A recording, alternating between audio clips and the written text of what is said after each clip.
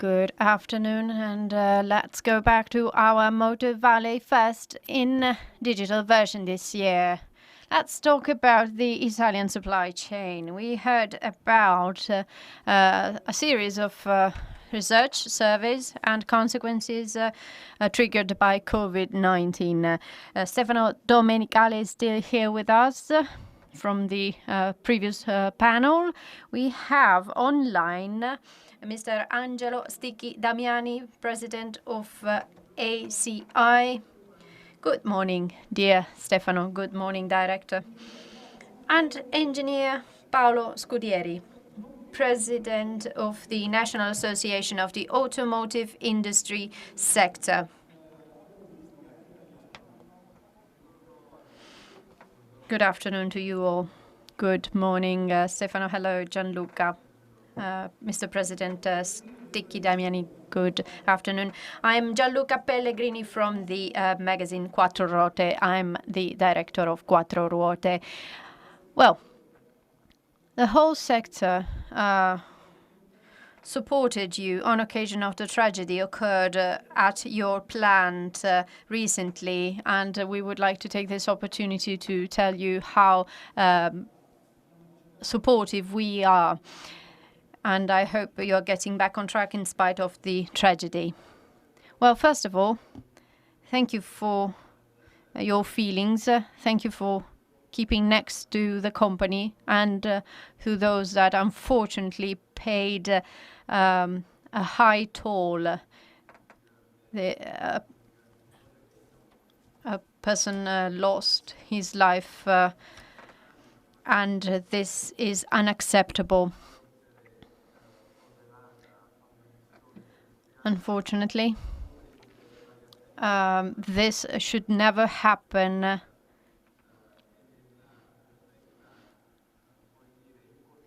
We are aware of what happened and have no blame in the event.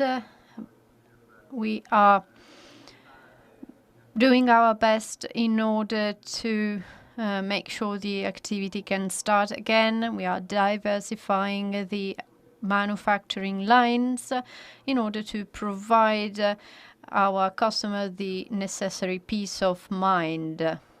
They are an important part of our pathway, and we will try not to affect them negatively in spite of what happened. Well, this morning we talked about so many different topics, relevant topics, high-tier topics. We discussed about scenarios and so on. But let me go back to the current reality. This is an extremely important topic nowadays. We have this, let's say, thriller ongoing regarding incentives.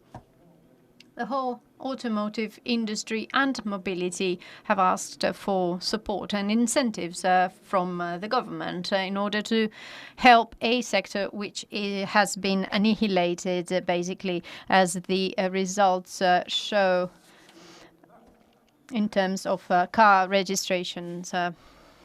We can't really imagine this sector to start again all of a sudden and immediately. Yesterday, we saw a draft in which the government committed to increase by 100 million euros the incentives already existing, whereas this morning, according to the press release by the government, these incentives were not there anymore. I would like to ask our guests whether you know something or not regarding these incentives that have been asked by the supply chain. Are they going to be there or not? These 100 millions will be sufficient, or we need more?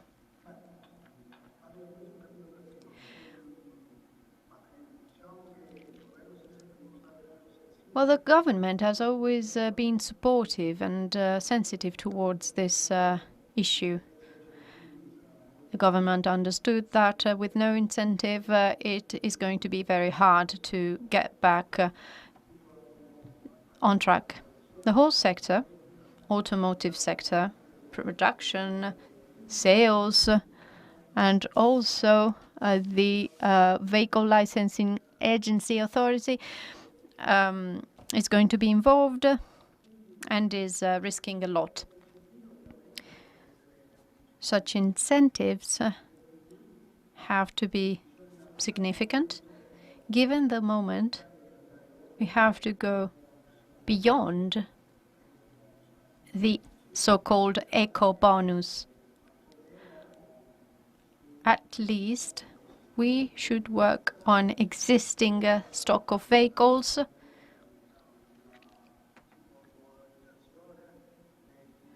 regardless of the powertrain or cubic capacity.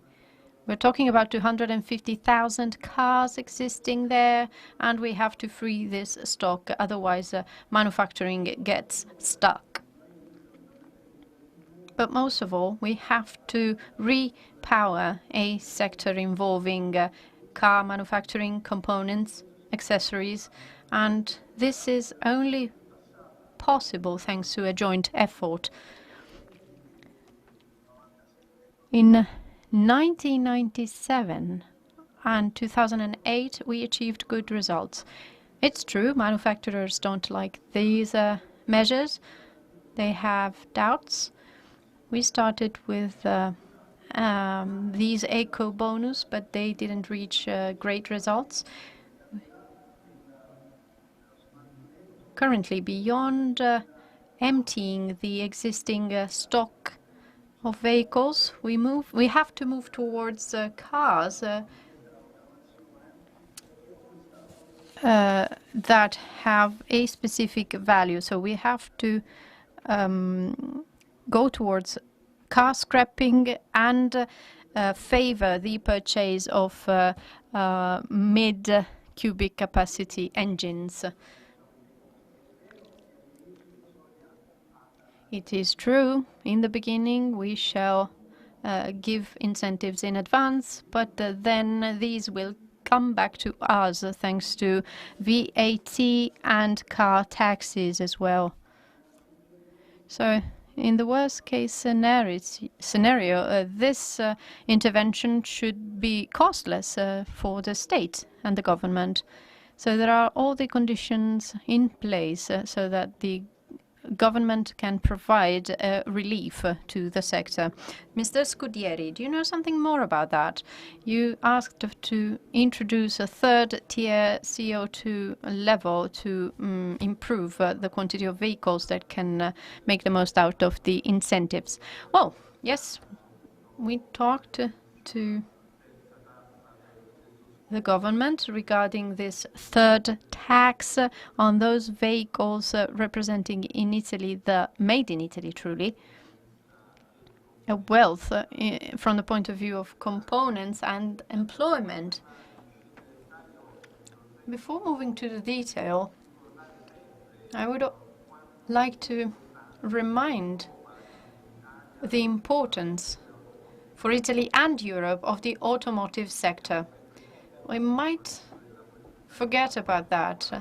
440 billion euros come from taxes in Europe. 1,200,000 jobs are truly an urgent matter. I get sleepless at night because we have to make the most out of this industry. Export consists of 70%, more than 70%, and Italy has been struggling from the economic point of view, so I am sure that politicians are aware of that. I have to say that we often confront and talk to the competent ministries, and they pay a lot of attention and show their willingness to achieve in the shorter term those incentives we mentioned earlier. Let's consider that in March the drop was of 85% and 95% in April, meaning the market was annihilated. It was a rich market, an important market in terms of the production and the tax income for every European state and obviously for Italy as well. Let's bear in mind also that the majority of the manufacturing sector stopped. 75% of industries and factories in Italy stopped due to this terrible coronavirus. Problems are cross-cutting, therefore, and they do have an impact on industrial activities throughout the country. Given that is true, what we heard so far, opening can lead to an improvement, and the consumer is interested in that.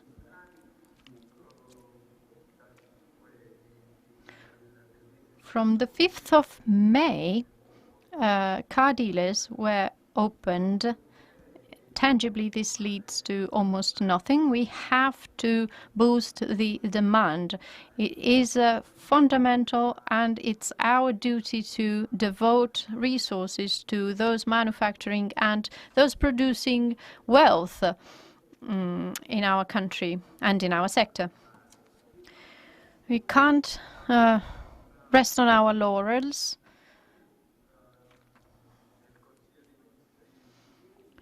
After yesterday's the Council of Ministries, I'm hopeful. It seems that we want to tackle the situation with a on-purpose document for the industry. We have to understand that the government had to tackle so many needs and demands and targets. So I do hope and imagine that they want to devote one specific single document to the automotive sector. This is key, given the importance of this sector. We have to make sure that the government keeps high its attention. As for companies and consumers, and the turnover of our country, we need to tangibly act immediately. So you're quite optimistic. You said that they trashed the former proposal in order to move forward. Mr. Domenicali, do you want to add something? Well, beyond proposing a government maneuver, economic and financial maneuver, I would like to talk about the supply chain now.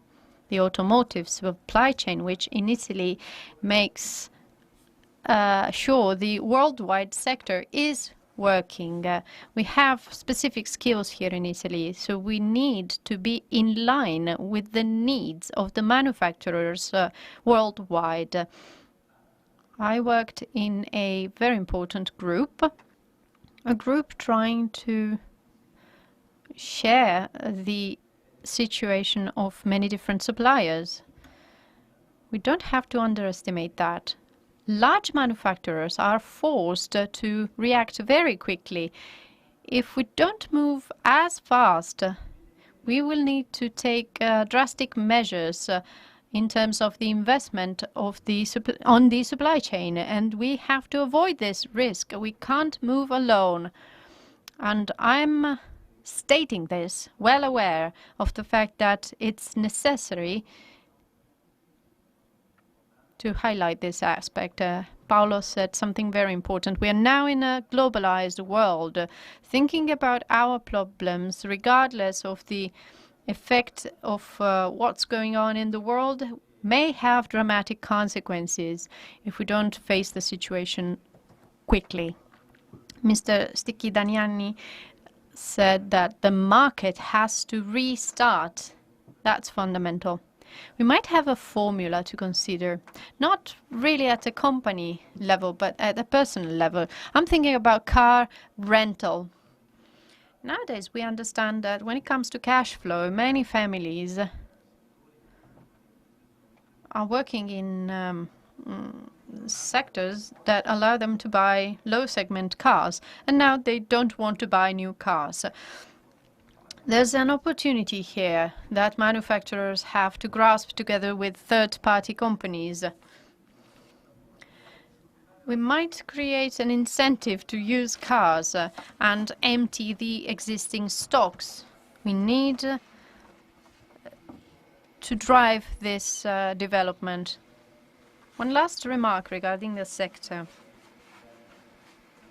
And, working in Lamborghini, I want to say that we might think about the so-called superbollo, the tax car that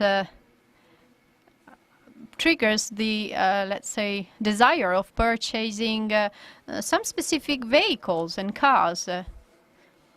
This might be a solution, being courageous enough as to looking forward to the future and future investment.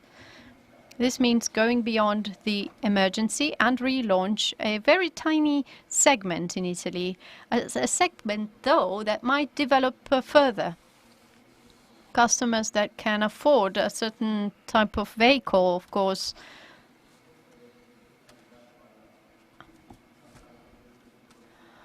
do not really care about the car tax. Yes, we have to make sure that the Italian excellencies rank first in our thoughts. Paolo, we talked about spare parts, and well, I have to say that you are actually representing, this kind of business in Italy. So how can we really protect, this kind of supply chain here in Italy? The global market risks to, let us a little bit in a backward position. Yes, you're right. This kind of backward position is a risk. As Stefano said before, our world is directly related to this kind of supply chains, and of course we import parts from international players, and then we also have the same connection. So we have technology, we have the professionalism. That's another common ground. And I'm sure that this network is very solid and thick. It is also difficult, to shift this kind of system from one country to another. So it can be done, but it would be expensive. I keep saying that Italy has to be attractive because contamination is very fast-paced. Of course, there are positive but also negative cross-contaminations. So if we consider, the possibility to work, because, companies are now under extraordinary pressure from the financial point of view. This is their first, most important problem. So I don't want to, let's say, to let go, and I cannot accept to reduce our resilience level. Now, because we have to have a proactive and competitive companies, because we have to be able to offer technology and innovation, which is, evolving every single day. So we can no longer do this in Italy sometimes, and of course we have to outsource production or manufacturing somewhere else around the world. So this is what happens in the relationship between suppliers and OEMs, but this also has to do with large international part makers. For example, moving, the production of one company, for example, from Italy and to Poland, for example, or Romania, or maybe all the way to Brazil. Well, this is very easy, but there's a double risk. First, maybe you lose the market in terms of car makers. At the same time, you may lose the production appeal or even production itself in international groups. We can do the opposite. We have areas in Italy which are so open and available in terms of, people who want to work, industrial areas, industrial clusters, universities which are high performing. So once again, we have to be as attractive as possible. We don't have to reduce our appeal level. At the same time, we may want to take into account those companies that may consider to go abroad, especially because of COVID or even because of Brexit. So this is an extraordinarily important moment in time, especially because the Italian government now has to really understand how important our industry is. And they really have to strive, so they really have to do all what they can in order to strengthen new factors. So of course, what we need is the right level of understanding and awareness. And by this, I mean a long-term industrial vision, so a long-term business plan, so that staying in Italy or coming to Italy is and will be a big deal. This is an opportunity that we cannot miss. I mean, we have attracted so many companies here, so we know how to attract organizations here. We don't know exactly what the future holds. And I know that there are huge issues around the corner. So at the same time, we need to understand what would happen if we do the opposite. So we need to really understand which kind of advantages we still have here, because of course we are going through some difficulties, but we are not the only ones. So let's say that we all restart from the same starting block, right? We have to be as smart and positive as possible right now in terms of coming up with new opportunities. This means that we have to be, let's say, well, cheap and convenient for international investors. And to do this, we have to have plenty of goodwill. At the same time, I'm sure that we have plenty of tools available that we just have to leverage. Stefano, I'm sure that you must have thought so much in the board of directors meetings in order to have, to give importance, to attach importance to Italy. There's a wonderful plant, in Lamborghini. I remember I was very young and the plant was very small. Now it is 10 times, bigger. So I have just turned 60. So once again, I saw, the evolution of the car making industry. I think that, of course, we all believe in an extraordinary person, Stefano Domenicali. And this means that Italy is still so appealing and attractive. Such an important, investment was made right here, at a stone's throw. We have to try and do the same thing in central Italy and southern Italy, especially in those areas where we have plenty of workers, employees, young people, and smartness, and especially innovation. So Lamborghini is a key example of what Italy can do on the global market, right? Mr. Stecchi Damiani, I'd like to talk about mobility. We don't have much time. Please be as short as possible when answering. So back to mobility, a key issue. In the next months or so much will change because, for example, the capacity of public transportation means will be reduced. Only 20% versus what we have now. These days, it is less than 20%. Now, this means so many people are back into their cars. What about your organization, ACI? So what do you think will happen? Many municipal administrations are now thinking of so-called sweet mobility. So they try and encourage people not to use cars. Well, of course, I do agree on the so-called, soft or sweet mobility. But I'm sure that, if you have this opportunity, it's okay. So you can walk, you can go by bike, and then you can take advantage of the, spring and summer season. So, of course, we do agree, and we want to go green as much as we can. But, at the same time, we have to be smart enough to really understand what has just happened and what is still happening. For example, just imagine the following situation. Okay, just think of an over 60 person, so an elderly person. Of course, I'm not talking about my friends there. So if you want to go to the supermarket, so do you think they go by bike? Well, I don't think so. The elderly or, for example, senior citizens, of course, they have the right to mobility. They are entitled. to mobility. I don't think they will use any scooter or any moped, right? So of course they will drive their car. So back to what we said before, this is a great opportunity to make sure people change their cars and buy new performing cars. So hopefully we won't see old polluting cars. So in Italy we have 4 million cars still belonging to the Euro 0 level. So once again, there will be bonuses, there will be incentives in order to renew the fleet. This is an opportunity that we cannot just miss.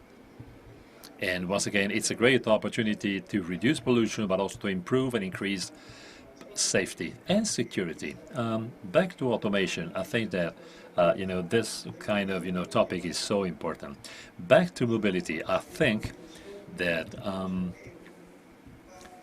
this new set of policies is so important, and I don't think you can really totally disrupt or change, the traffic flows in our metropolitan areas. Some cities are now turning, car lanes into bike lanes. I don't think this is the real solution because, of course, people really have to move, and if you want to use your bike and your moped or many other means, well, maybe the risk is that you breathe too much gas and pollutants. What do you think about bonuses and incentives so as to encourage people to replace their own or relatively old car? Well, all I know is that this is a big turning point, okay, a disruption, as we keep saying. So the so-called fresh second-hand cars, let's say 4 or 5 years, well, this is good because this would mean Euro 3 or Euro 4 level. There may be a reduction on taxes, on levies, any, if you will, any different kind, any possible kind. To encourage, people to replace their old cars. Otherwise, we would have this kind of big burden on our shoulders of very old cars, which is not good. This is highly polluting and noisy, and they are not very safe. Stefano, I don't think you are interested in incentives. Of course, the Lamborghini is out of the incentive system. What do you think on the moratorium on CO2 regulation this year? Is it necessary? Well, I think we do have to, take into account this topic because, of course, we have the traditional, let's say, systems which are still very effective. So today we need to revise and change everything. The world has changed, in less than, 2-3 months. So it is very smart, and we have to reopen that chapter. So we have to go back to to those investments. So much money was spent by OEMs and car makers, and this is what they did so that, they have tried and go green and become environmentally friendly. So we need to face this, wait a second, not just on a national level, but rather internationally. Very last brief point, the OEMs have worked so much on electrification. Well, I think that electrification today, because of what we are still experiencing, electrification will slow down, I guess, because of the costs of cars, and we need a complete holistic system to make sure they can really be operated seamlessly. So based on the key decisions made here in Europe, but also on a global level, because OEMs would have to pay huge sanctions. This is a good idea. Wait a second, of course I want to go green, but what we need is a strategic vision. We cannot be, short-sighted, but we cannot overdo either. Now, you are one of the protagonists of Moto Valley. Are you happy to see Chinese opening here an electric car factory, a huge investment which is coming? It was in the big headlines yesterday, so a huge company to make first automotive works, FAW, and the Volkswagen Group is a very important partner of FAW. Well, thank you for the question. First of all, we need to really understand the details of the investment, so where, what, who, and how. Anyway, I think it's a wonderful piece of information because people are talking about outsourcing. Well, don't forget that one of the largest Chinese car makers is coming here. So they're thinking of our region, Emilia-Romagna or Moto Valley, to do some special cars. It means that they recognize that here we have incredible skills, competence, and top, let's say, a very special situation. Of course, we also have to protect our blue collars and white collars because maybe some people working in the Moto Valley may want to go and work for FAW. And so, once again, we have very, very strong skills and we will have to protect them. In terms of protecting Italian excellence, I know that Paolo Scudieri is a master here. I think this is one of the key topics and it's one of your main points of interest. Italian companies are now weak, if you will, so they have to be protected from the political point of view. You're right. This is what we've been reiterating. So, you know, what we do here, not only do we have to, let's say, multiply the value of consumption, but we also have to multiply the value of companies. Italy and Europe is a sort of a huge supermarket where you can buy companies and technologies and knowledge at a cheap price. Very small, very cheap companies, even if those companies are so smart. This is why we're working on golden power, if you will. So we try and protect the many different organizations because contents and know-hows have been, you know, piled up year after year, thanks to many investments. And the automotive supply chain required something like 1.8 billion euros investment a year. So this is just to make sure you understand how much innovation is important, how innovation is important. And this means that we do generate plenty of, opportunities. This is another opportunities in terms of the, components and the spare parts which are made here. At the same time, we are working to retain and to keep our own identity, including the scope that has to be protected, because, of course, what we want is make sure we will have a beautiful industrial future. Our value is highly recognized around the world in terms of, enhancements. So made in Italy products means top design, top quality, top contents, and at the same time, especially abroad, the people like our men, our women, our skills that you do not find around the world. So wherever they go around the world, they go up to executive positions, and this is what they deserve, because this is due to our background. I mean, we've been able to change our skin over and over again, going through many difficulties, catastrophes, natural disasters. So some people didn't believe in this country, but now it's still one of the key leading players in the world. And as President Trump said some months ago, the automotive industry is very important, and it's a question of national safety, or even security, if you will. So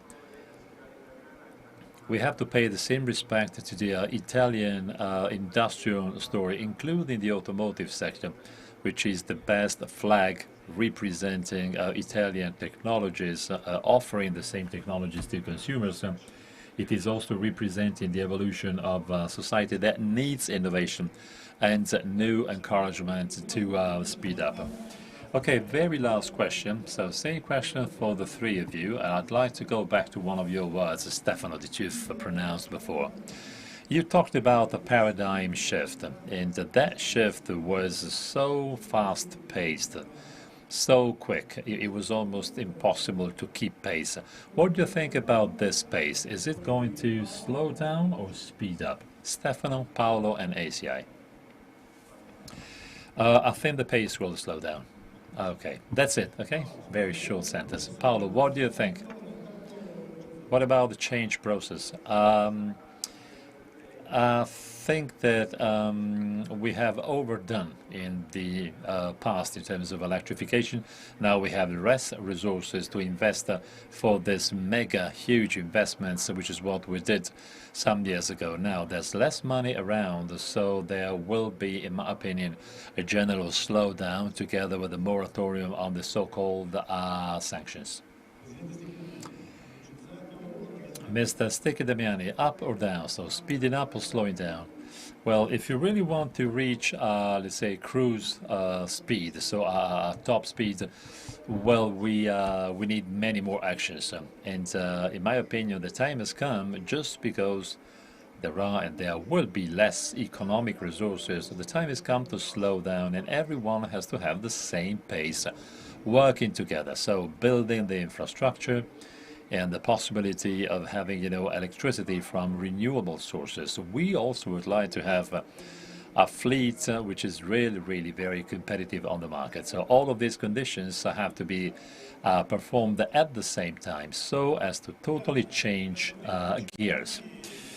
Thank you so much. Okay, we don't have much time, so let me wrap up here. I really would like to thank President of ACI, Angelo Sticchi Damiani, CEO Lamborghini, Stefano Domenicali, and the CEO of Amphia, Paolo Scudieri.